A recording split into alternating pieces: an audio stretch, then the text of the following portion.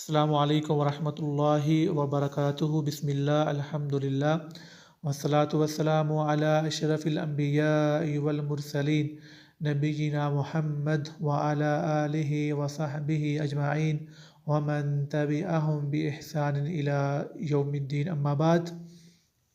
آج ہمارا 8واں بیان ہے۔ ہم نے اپنے پچھلے بیان میں کہا تھا کہ دین کے 3 درجات ہیں، ان میں سے جو پہلا ہے وہ ہے اسلام۔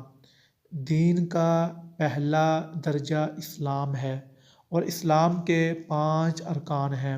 سب سے پہلے کلمہ توحید، کلمہ شہادت، یعنی کہ اس بات کی شہادت دینا کہ اللہ تعالیٰ کے سوا کوئی بھی معبود برحق نہیں ہے، اور محمد صلی اللہ علیہ وسلم اللہ کے بندے اور اللہ کے رسول ہیں۔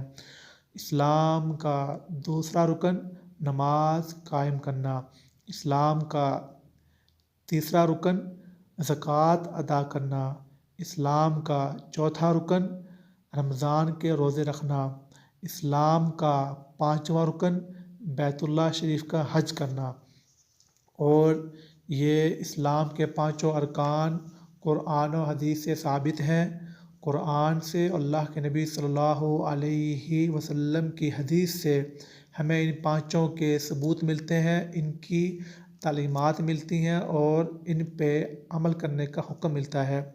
تو ہمیں چاہیے کہ ہم جو ہے حتی المقدور ہم پہ فرض عین ہے کہ ہم جو ہے ان 5 ارکانوں پہ عمل کریں۔